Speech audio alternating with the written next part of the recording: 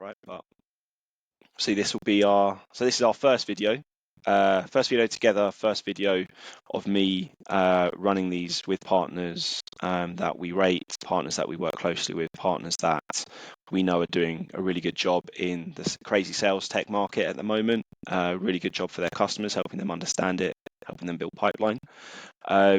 So we're going to walk through some scenarios using the Stakki platform here. And Abbas is co-founder over at the Playbook Agency, who are one of the leading lead gen agencies in the UK, although he's now in Dubai himself. But Abbas, do you want to just quickly introduce everyone and do a much better job of what the Playbook Agency are? Yeah, sure. So I'm the co-founder of the Playbook Agency. We help SaaS, Web3, and B2B technology companies fix, build, or automate their inbound and outbound workflows. What that usually means is we do a couple of different things. So for smaller startups and scale-ups, we can do outbound as a service.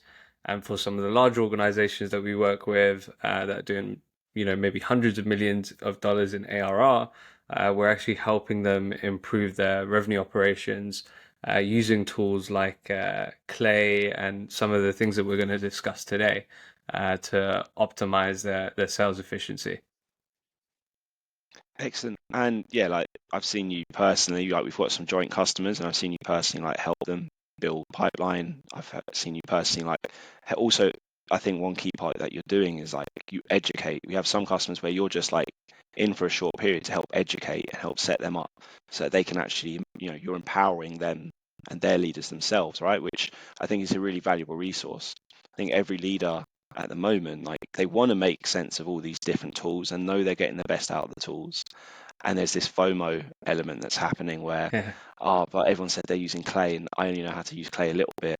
It's like bottom line is like if your team is successful and they're good, don't get too distracted with all the different tools, and maybe get an expert like Abbas and his team in to just help you guys, empower you guys, and go from there. So let's dive into maybe just like some of the scenarios we're seeing at the moment. I think we've both got maybe a customer in mind. So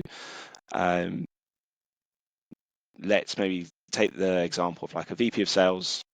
They've got maybe a team of, they've got a good team of maybe like five AEs being fed by maybe a similar number of SDRs.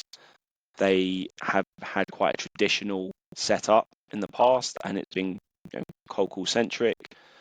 But there are other verticals that they want to try and test, because they need to start trying and testing the other verticals so they can keep up their velocity and their growth.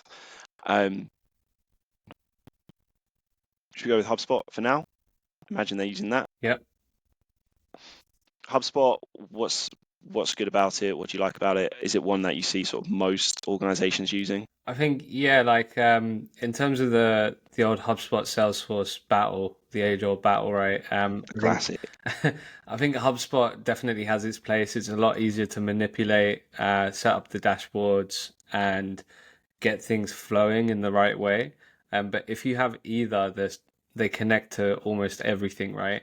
So I Yeah. see most startups use HubSpot, and I think it's a good place to start because it has the basic functionality that you need for a lot of different things across the sales function as well.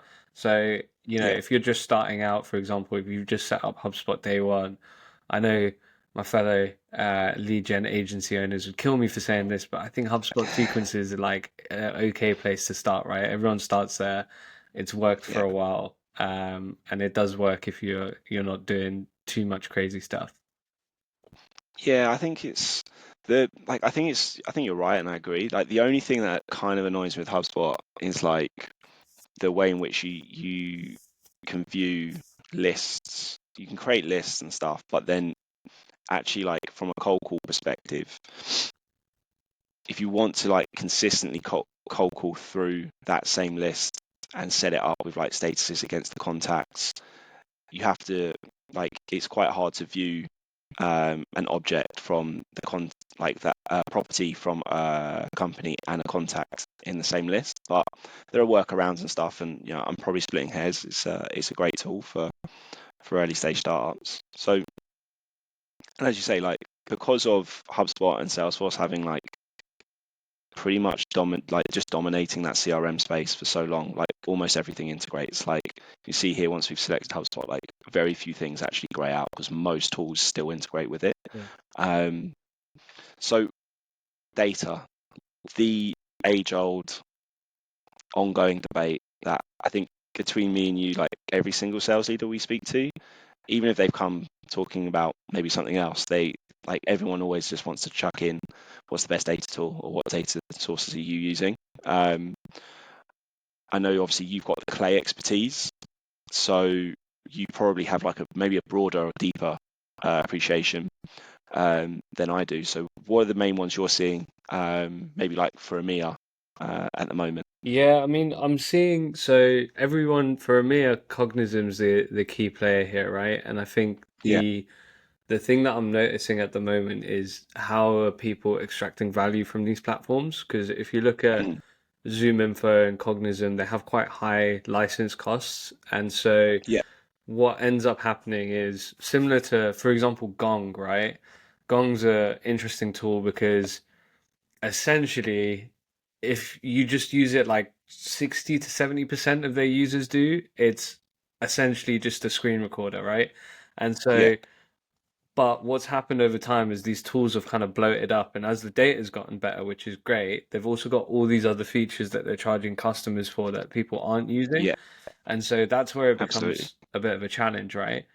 Um, I spoke to a VP of sales yesterday actually, and Mm. he's just gone into a new company, inherited a new team, and he Hmm. mentioned to me that, you know, for a team of about 5 sellers, which is what we're talking about here, they're spending 50 grand a year on Zoom Info and 50 grand a year on Cognizant, so Wow. 100K total. So they've got both. Yeah, yeah, yeah. And so when you're thinking about like how to build out a strong data set for outbound, I think it's all about look, these are Zoom Info and Cognizant. If you can afford them, they're great tools, right?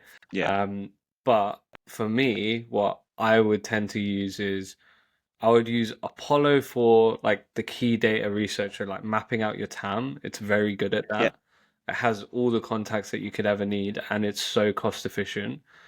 And then you might want to choose a provider like a Cognizant in this scenario where Hmm. I know personally that if you do ask for a bit of a discount, you will kind of get it. Yeah. And so you can be pretty aggressive with the discounts. I hope they don't mind me saying. And then I'd use something like a better contact, which actually consolidates a lot Yeah. of different providers. And because it's pay as you go, you're getting that value instead of having to pay for a license. And I've had it before where I've used Zoom Info at previous companies and the credits don't roll over, for example, or you need to use 50,000 credits by the end of the year, and you're suddenly scraping all these leads that just create chaos in your CRM. Yeah. Absolutely. Like this is like quite a common setup. I think we see. Like I think a lot of people keep, even the people who don't really maybe like, they don't think Apollo's like a great tool, or they don't think it gives them enough mobile numbers, which is I think the main complaint I hear from it Yeah. or about it is just like it's still really good for building initial lists, and that's where like people use it most. I see they want to build those initial lists. Maybe they haven't got the clear expertise, um, so they're sticking with Apollo, and then they're supplementing that with other data providers to get extra mobile numbers. I think Better Contact is probably one of the best for like waterfall enrichment. We both obviously know Roman, and like the amount of insight and stuff he's got across all of the data providers that they feed off of, or the ones that feed into their platform is probably a better way of putting it. Like means that they will cycle through them in the right order depending on the type of data you're trying to pull based on like region, persona, and stuff like that. So I think it's such a good option. Um, for myself, like if I would normally maybe try and not have like an Apollo and a Cognizant, because there's it's like a lot of functionality crossover, and you might rack up a little bit of cost. But like you say, ask see what you can get for your money. So I might maybe drop drop one of them and go for just like a cheaper, maybe like a Lusher or Casper, just to get a few more mobile numbers if I was in EMEA.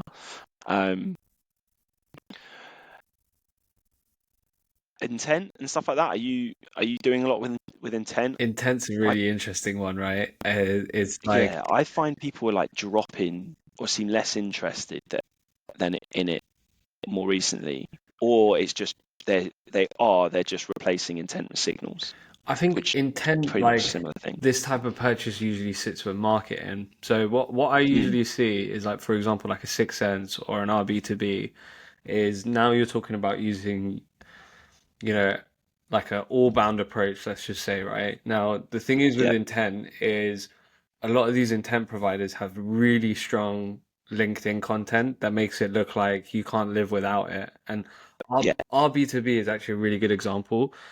This is not to shit on our B2B. I think it has like some good functionality, and I've seen clients personally succeed with mhm, tools like that. But it's not the game changer that you think it is. I think it's yeah. like, And we're talking about a hypothetical EMEA team anyway, so yeah, yeah. So RB2B, like, you can only get US site visitors. There are yeah, other tools where you can get some sort of indication for EMEA intent, for example. mhm, But I usually find like intent triggers that they're not that strong. And also yeah, you can infer intent through like things. I'll give you an example of like a really cool one that I was discussing with a sales leader of a quite well regarded European startup. And we were talking about, hey, so everyone's talking about fundraising, right? And fundraising is actually one of the worst signals that you can go out. Like it's yeah, reverse, kind of reverse psychology, but it's one of the worst signals. And the reason being is emailing someone and saying, congrats on your Series A, here's my sales pitch. Like that's when they're inundated with offers, and by the time yeah. that they've announced it, they've already started taking an action plan. So you're They've already late. got a plan. Yeah, Yeah, exactly. You're exactly. Similar with hiring, right? exactly. So one of the things that we started looking at is, okay, well, how can we infer that a funding round has happened? So, for Mm, example, a lot of team members will already start hiring once the funding's been allocated.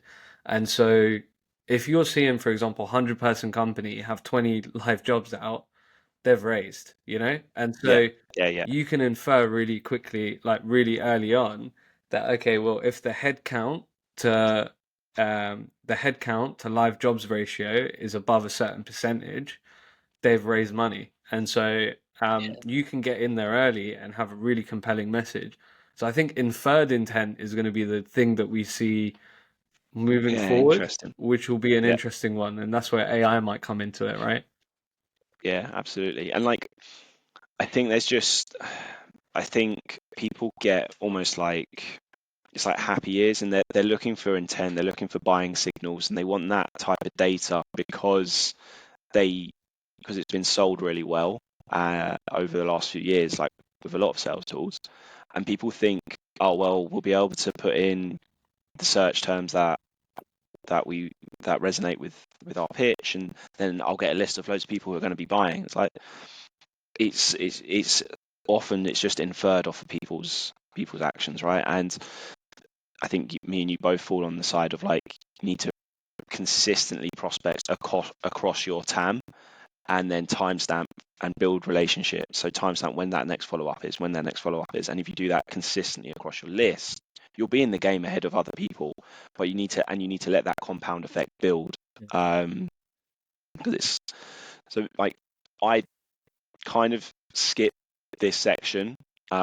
I would as And well, like yeah. you can get some of this within Apollo and Cognism and their search features, depending on what you're using. But then I thought I wanted to make sure we got onto channels, LinkedIn, email, multi-channel tools, dialers. We've got more in-depth sections here. Um, so I'm happy to skip down to like email and LinkedIn if you want to do that, or we maybe talk at high level across all the Yeah, channels, yeah, because we can. this is where my cold caller will maybe argue with your your more sophisticated approach. So I think so. The approach I would take is, so where I think VPs of sales right now are suffering is they don't have a real view on their TAM, right? And so just Hmm. buying like a Zoom info doesn't mean now you have access to your TAM, because what ends up happening is your BDR still needs to mine the data from Zoom info, segment it, put it back in your CRM, go call them, go email them. And so there's like 20 different steps between purchasing a Zoom info and actually having conversations with your total addressable market. So Hmm. the way I look at it is so my simple perspective on this is just tier your accounts and Yeah, use the data to kind of tier your accounts, or get someone either internally or externally that can sit within your tools and kind of mine this data. Because what I'm seeing people ask for more and more from us is like, hey, build us our own kind of custom Zoom info, right? And how do you do that? Well, and how do you want to outreach, right? So you should always have. I don't think that the last thing you want to do with this new era of tools is do the same thing that the last era did, which was, hmm, hey, let us throw everything in sales loft and outreach, click play, hope for the best, and then your BDRs become email monkeys. You know, that we can yeah, replace that absolutely. already. So, how do you find your tier one accounts and create cadences that, for example, are mainly manual? How do you then take those tier twos and do a semi-automated approach where maybe the emails are automated, but the phone calls and like LinkedIn's a manual touch, and then your tier three accounts There you if you're go. like Yeah, completely automated, and that just serves as like a marketing function, right? Um, yeah. so And like to that, sorry, to that point of like you can tier those accounts and like what people with like the last generation of tools or like the when all these sales engagement tools first came on the scene, it sold this idea of like you build sequences, build cadences, chuck everyone in it, and then you let it run. And yeah, we saw like every company had like Zoom Info, Cognism, Sales After Outreach, and like that was it. But now we've got all these other tools, and like people are inundated, and like the quality of outreach for a lot has like is dipped a little bit because it's people are now looking at dashboards and like metrics on how many cadences are running and things like that. And I think what actually is better, I think maybe what you were alluding to there and what you're maybe about to come on to is just like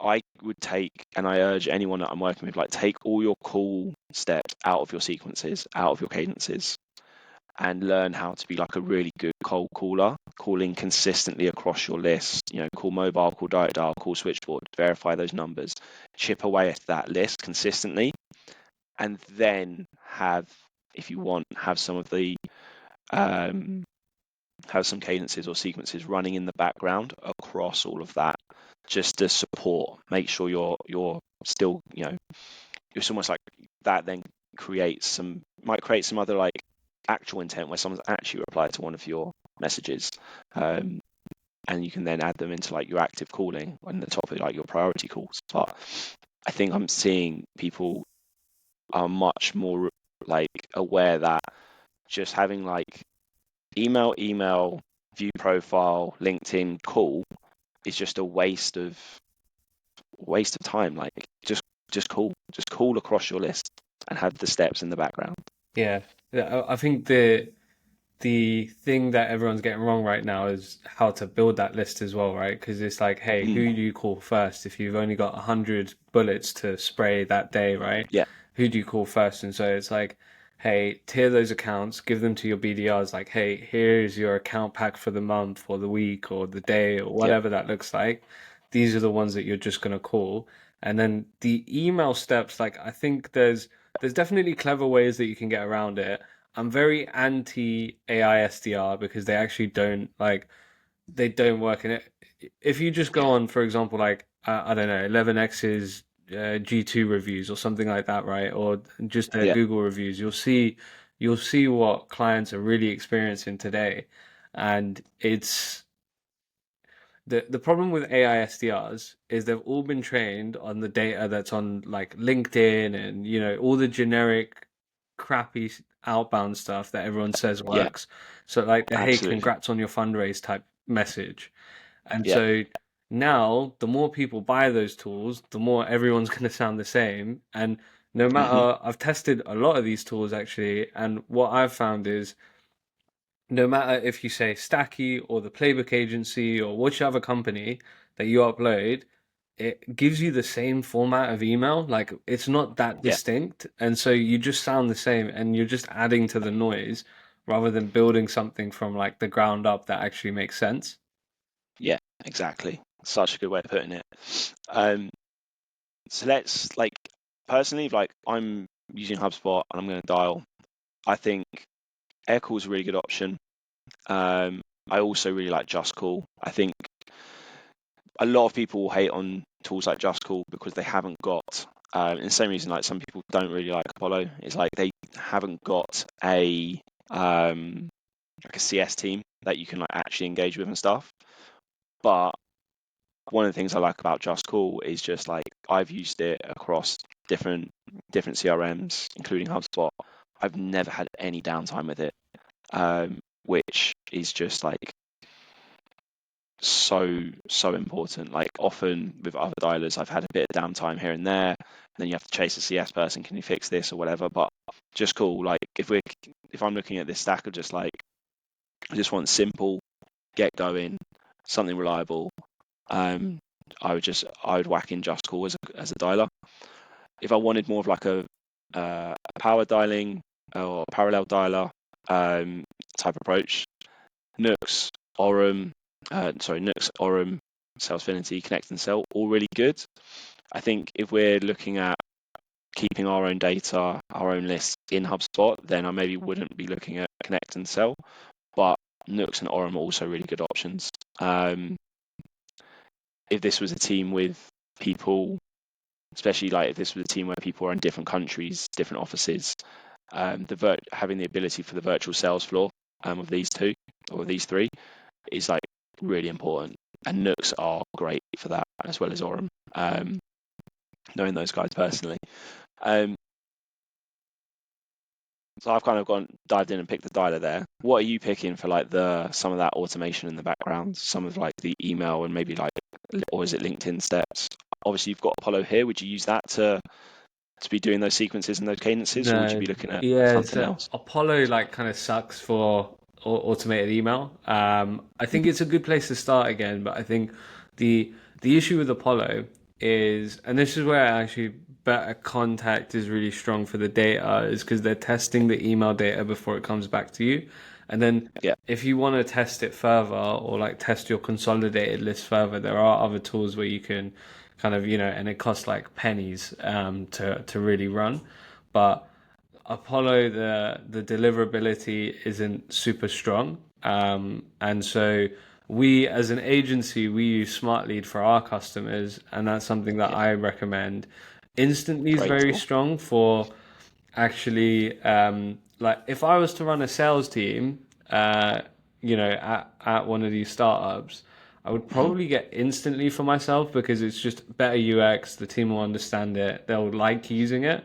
And I think that's a really underrated aspect of some of these softwares is do the team actually like Yeah, using it? 100%.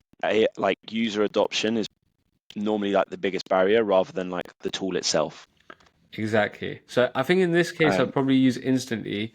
Or if I yeah, wanted to go multi-channel, I might use like a lem list. So if I wanted to yeah, include the yeah, LinkedIn steps, things like that. Um, Nowadays, I wouldn't. I know there's definitely a place for sales loft and outreach, right? And I think sales loft, outreach, and Apollo get so much shit in the market at the moment from everyone saying like they're dead, they're not working, whatever. I think there is a yeah, place for them. But I do think that in the modern setup, if I was to start it from scratch, I would just choose like a lem list or something like that. yeah. You haven't mentioned HeyReach, which I know is a tool you guys really like. Yeah. Um, Hey, if you went instantly, would you also go HeyReach? yes. Yeah. Obviously, then you've got two tools. The benefit is of all your option is you just go lemless straight, right? Yeah. I would go. So I would either go lemless straight or instantly plus hey reach. Hey reach is good. I think the performance is inconsistent. So we Interesting. have gone on and off it for like a long time, and I think that they just had growing pains as a startup, right? Building Mm, building in this space, and also the LinkedIn automation space is a real wild west in terms of like they're really skirting the terms of service with LinkedIn. And Yeah, so what ends up happening is like they're basically constantly racing. So against, policy changes, things like that to make sure that their automation tools work. Um, yeah, absolutely. but Hey Reach, we've gone back to it actually just this week, and Oh, I'm nice. enjoying the performance. Yeah, Previously, we were using tools like WeConnect. Again, Lemlist is a strong one. Lag mhm, Growth Machine, if you want to yeah, automate big voice one. notes, which is really interesting. Hmm. So that's a good one. But yeah, Excellent. So, obviously, in this scenario, like I've kept it just in with Lemlist because one of the things we really trying to keep like keep clear on and keep level on with Stakki is there's no need to have like loads of different tools. There are a lot of good tools and they're all very similar. So instead of adding instead of adding HeyReach and Instantly, we'd probably use Lemlist um, in this scenario that we're talking about. And actually, one quick change I might make is if we're going with Lemlist, I would probably drop Just Call and I would go with Aircall. Um,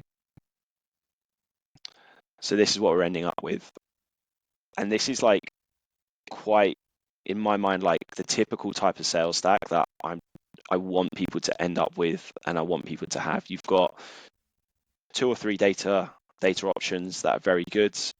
You might call Apollo, maybe that's like your list builder, Cognizant and Better Contact there to also support and add in a lot more solid data, solid mobile numbers for EMEA. You've got a good engagement platform that you can rely on to run in the background and a dialer that's pretty good, pretty intuitive, works with HubSpot, works with Lemlist. So depending on which place you want your callers to work from, you could actually get away with them working in either of these. My yeah. preference is always to have people working from the CRM, but how do you think we've done there with that maybe that final setup? Yeah. I think it's a strong setup, and I think it's very different to what you'd see maybe even 5, 6 years ago, or 3 or 4 years ago in terms of the. I think VPs of sales have underestimated the importance of data. So you can see we've got three data platforms here, Yeah, essentially. And why do we have that? Well, if your BDR is researching 1,000 leads on LinkedIn and found 1,000 good ones, and your data provider only provides you 300 valid contact details for emails and phone numbers, then 70% of your time is wasted. But those 700 are still really good contacts, right? So yeah, how do you get that to like 50, 60, 70%? And it's the easiest, having better data is the easiest way to like double or triple your TAM without yeah, doing any more effort. absolutely right. And like the I'll stress to everyone that that estimated cost in the corner is the minimum publicly available cost for a single license for each of those per month, right? So we've got Cognizant in there, which is probably going to push that cost up, but it shows like it's you don't have to break the bank like a lot of people seem to think is the case and is happening.